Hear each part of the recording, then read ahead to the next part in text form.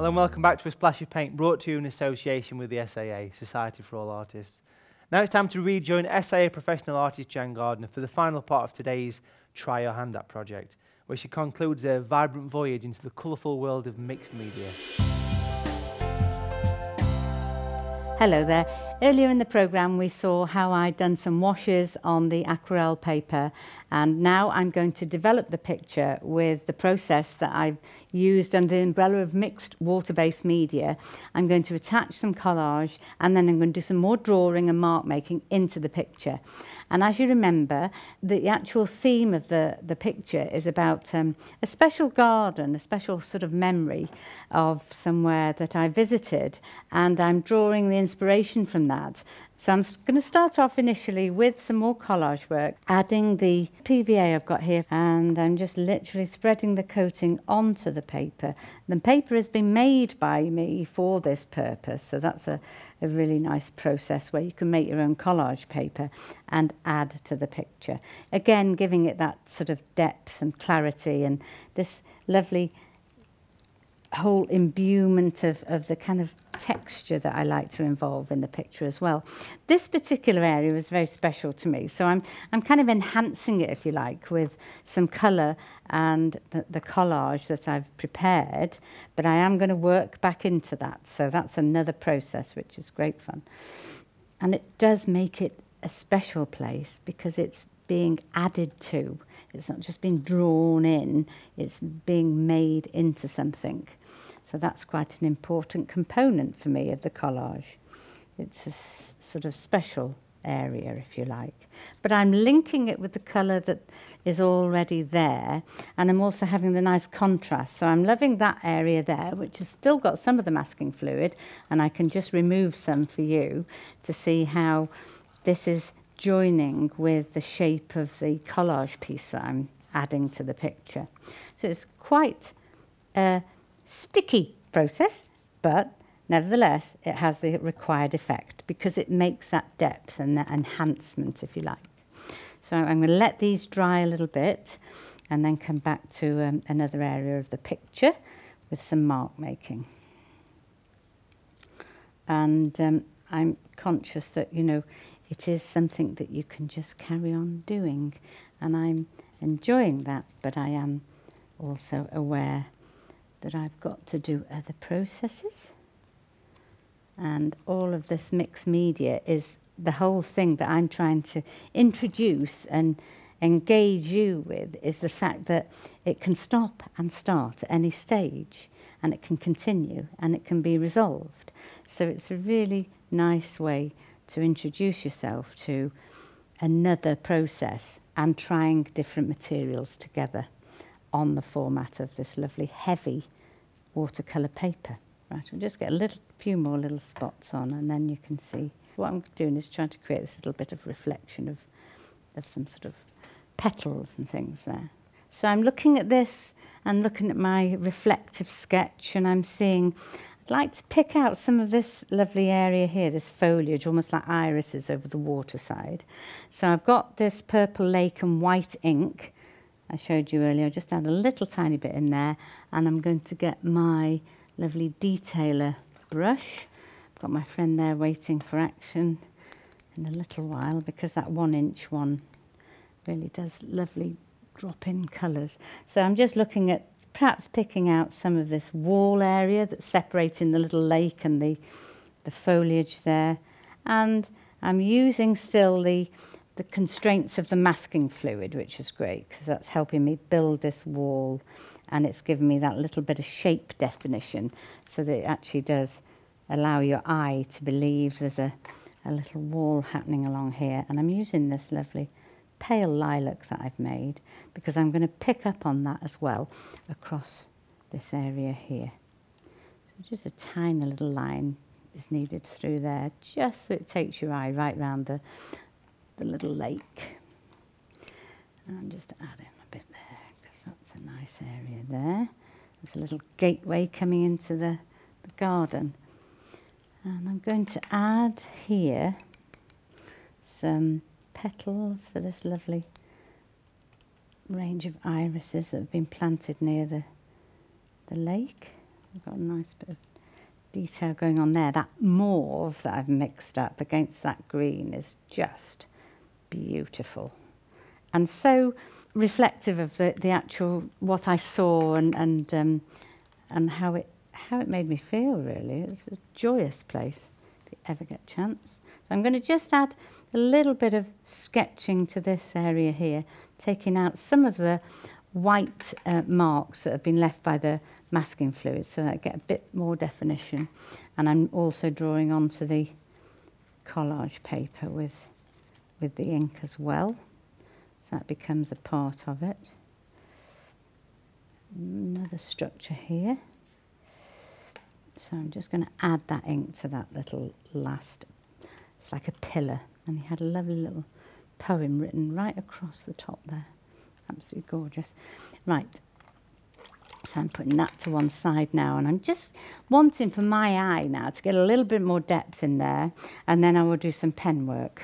So just get that marine green going back in, because what happens with this wonderful paper, it's so sort of succulent, it does pull the colour into the surface, and it's nice to get that depth again from your paints back into the surface. A little tiny bit of the lovely ultramarine from the acrylic Atelier paints. Just drop that back in, take that right across, and of course you know what I will be doing next. Get my friend. So we're taking over some of these lines that are white. We're just allowing the colour to actually fuse again across the surface. But it has given my eye the guide of where I want some more clarity and more depth. So a tiny bit more of the blue. And this beautiful brush, this 1-inch brush, allows that fluidity and the actual movement. You can't get too fiddly. It allows you that lovely stretch of colour that is starting to really work on this. So I've got a lot of background tone going on there, and the trees, and just lift a little bit out on this foreground. And a bit there. And now I'm going to get into some pen work that's going to work to pick out just some of the lines. As I said, there's a little gate there, and there's some nice little foliage areas there that would be really nice to pick out in line. And I'm going to go with this lovely purple lake. So let's just get a bit of pen work going on there. It's nice to work with the pen when it's quite flat. So this is ideal spread out like this, because dip pens really like to move on the flat and they get pulled along. Get a little bit of definition. A little gateway. And a little fence area there, so you can just see that suggestion. And then I'm going to suggest a little bit of the foliage here. So you link in that lovely shape with the petals, but also suggesting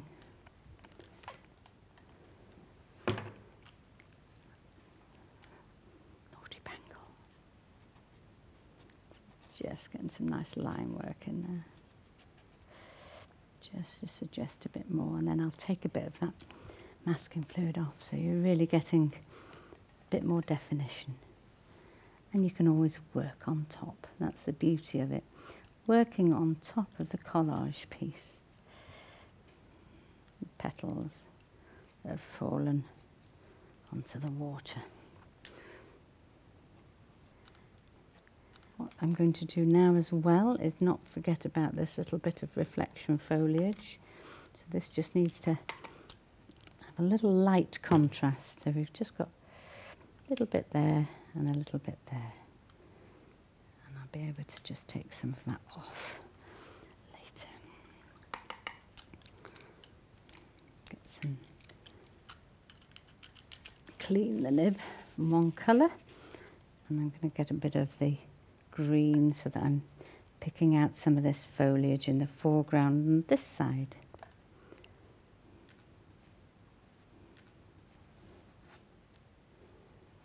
And I'm just linking that up. When I come to bring that line off, you've got that blue line that will become white. Just adding that foliage line. I'm pulling the nib. Well, no way, nibs like to be pushed. And also, I think what I'm going to do is add on just a little bit of foliage texture here with a nice bit of the flame orange. So got something really nice happening around the doorway of this lovely special summer house.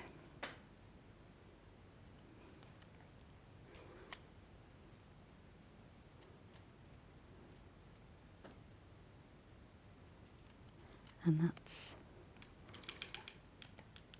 just needing a bit more the green coming up into the summer house, so that we can just start to see how involved it is in the whole garden. And then, just to suggest a little bit of that pastel work so that you've got this just a bit of foliage going on in this area here. Just the depth of the trees and the branches and the foliage happening here. And then you're just going to, tiny bit added there.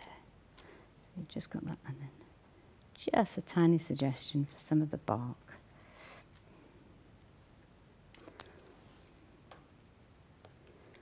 As it's a reflection, it's nice to suggest that. Slightly there, and I'm going to get my lovely 1-inch brush just to let that blend a little more so it's not standing out proud, but it's just there to offer this lovely depth and suggesting the atmosphere of the place. There we are. Pull that down.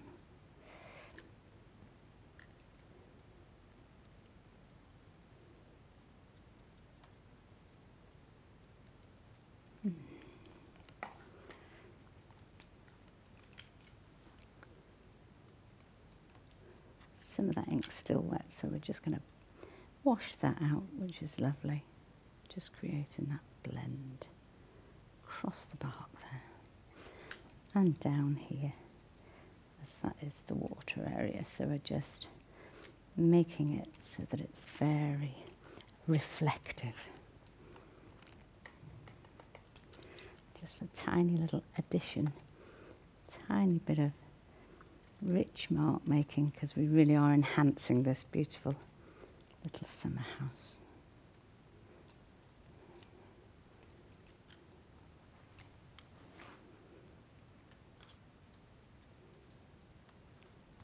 There we are. Well, I hope you've enjoyed watching this as I've enjoyed doing it.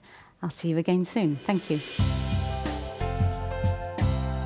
Love the combination of colour, form and texture to build up the finished picture. I hope Jan's enthusiasm has fired up your imagination to experiment and discover the wonderful world of mixed media. Well, I'm afraid that's nearly the end of today's programme, but before we go, we've just got time to pull another question from the Splash of Paint post bag. Rosie Fowler's written in to ask, how do I avoid the yellow and blues in my skies mixing to turn green? Are there special blues and yellows which should be used? Well, I can demonstrate this for you. I'll just do a very quick example of a very basic wet into wet sky. So a large brush, this is a size 20. Just going to put a bit of water on. I'll show you a couple of examples of this, of different yellows. The yellows you need to avoid are yellows like cadmium yellows and lemon yellows. Bright yellows, avoid them because they will pretty much guarantee to go green. Also avoid the likes of Prussian blue as well. My personal choice would be to use something like a natural blue, or a French ultramarine or a cobalt blue. These are much more natural and will reduce the amount of green. The yellow should always go on first. The yellow I use quite a lot is yellow ochre, which is a dark sort of tan yellow. If you twist it in, always put the yellow in first, purely and simply because it goes on cleaner. On the other side, we could use a special mixture which is called natural yellow, which is a darker version again, and we can just lay this one down. You can see it's a slightly darker version of yellow ochre. Now when you bring in blue into the equation, which I'm using natural blue, but you could use a French ultramarine or a cobalt or something like that. Just twist it through. Now it will, with the ochre you'll get a greeny grey, but that's fine. That's quite acceptable. Can you see it's more of a grey than an actual green? So the colours mix nicely together. And on the natural yellow, it'll be even darker grey, which is quite nice because you do tend to get lots of greys in skies, especially in the nice traditional English, British skies. And even if we sweep across at the bottom, which is really mixing the pigments together, you'll see it doesn't really go green, it goes more of a grey. And of course a nice little thing to do is to get a bit of kitchen roll, and there's no harm in doing this, and just put in a few little clouded highlights in there as well, just to create that nice atmosphere of the skies there. Brush away the base of them. So hopefully that shows you the difference between the two colours. This one goes more grey, that's natural yellow. This one, ochre, goes a greeny grey, but still perfectly acceptable. I'm afraid that's all we've got time for today, folks. But remember, all the artistic advice and inspiration you need is just a click away. Visit the SAA website at saa.co.uk for more information and resources available to support you on your creative journey. Join us next time when everybody's favourite perennial artist, Vic Bearcroft, demonstrates how velour paper is perfect for making your artwork shine. Versatile artist Paul Beattie returns with his favourite piece of cutlery to stir up an acrylic mountain scene. And experimental artist Alison Board shares her top 5 tips for applying masking fluid to achieve some spectacular, detailed results. We'll see you very soon for another vibrant edition of A Splash of Paint. Whether you're a beginner, improver or professional, discover more about the full range of SAA membership benefits available to bring a bigger splash of paint into your life. Visit www.saa.co.uk for details.